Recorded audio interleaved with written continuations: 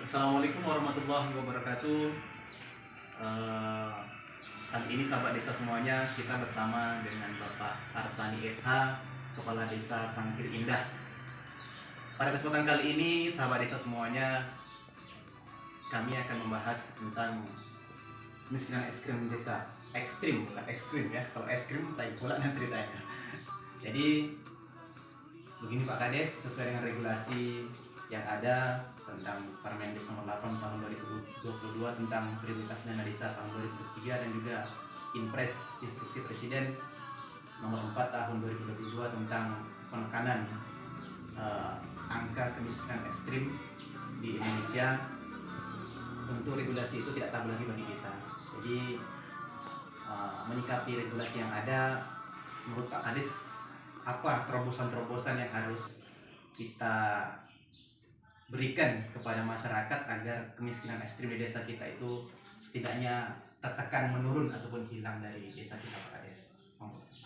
Terima kasih. Yang pertama terkait dengan kemiskinan ekstrim yang terjadi di desa kita yang akibat dampak dari virus corona tentunya di 3 tahun terakhir ini itu memang berpengaruh terhadap masyarakat kami terutama yang memiliki ekonomi lemah. Maka program pemerintah yang terkait dengan BLT ataupun PKH dari Kementerian Sosial, bantuan sembako itu memang sangat membantu masyarakat kami. Jadi program-program seperti itu masih diharapkan untuk saat ini. Bantuan langsung tunai, program lain yang dari Kementerian Sosial ataupun sejenisnya yang saat ini sudah berjalan itu diharapkan memang tetap masih berjalan. Tahun 2023 ini untuk bantuan langsung tunai persentase yang dibuat sesuai dengan regulasi itu sudah, kalau di desa kita sudah cukup dan sesuai karena angka kemiskinan yang ada di desa kita ini bisa dikatakan sudah tidak banyak. Kalau persentase 25 itu mungkin bisa mengcover secara keseluruhan.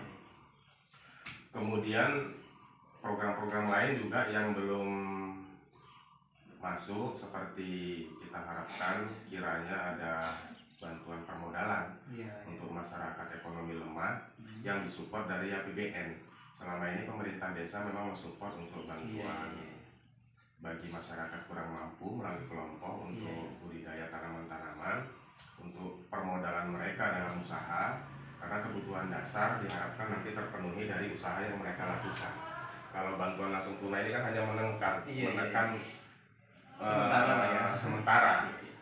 sementara pengeluaran kebutuhan sehari-hari. Itu memang cukup membantu, tapi diharapkan ke depannya masyarakat miskin ini mampu berdaya, mampu berbuat untuk memenuhi kebutuhannya sendiri.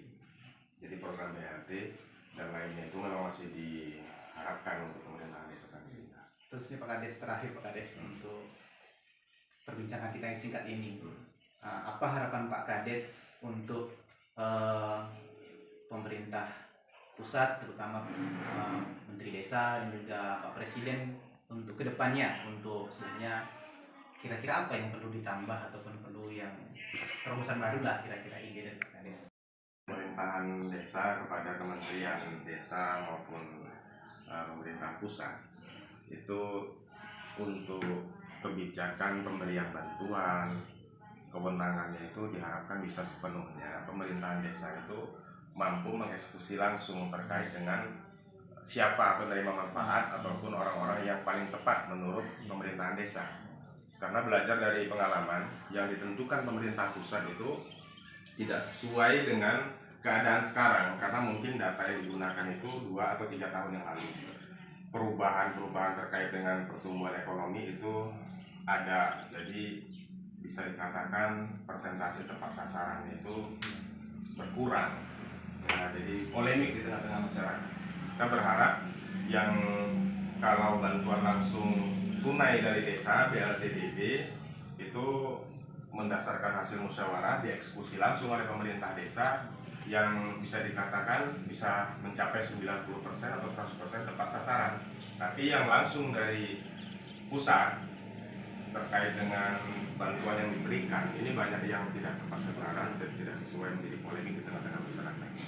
Kemudian bantuan-bantuan permodalan usaha kita harapkan bisa diprogramkan dalam regulasi Kementerian Desa ataupun pemerintah pusat, supaya masyarakat ini mampu berdaya, memiliki kemampuan untuk bekerja, berusaha dengan modal yang diberikan, bukan sebatas bantuan langsung tunai yang sifatnya sementara, penanggulangan sementara. Itu harapan kami pemerintah desa. Oke, baik sahabat desa, itulah tadi perbincangan kita dengan Kepala Desa Sangkir Indah yang terbatas ini. Mudah-mudahan sahabat desa semuanya bisa menjadi lebih mengerti tentang bagaimana tata caranya tadi untuk menekan kemiskinan ekstrim di Desa Sangkir Indah terutama, dan khususnya di seluruh Indonesia. Mudah-mudahan sahabat desa semuanya sehat selalu dan semangat untuk membangun desa menjadi desa maju dan mandiri. Dan kami akhiri. Assalamualaikum warahmatullahi wabarakatuh. Waalaikumsalam.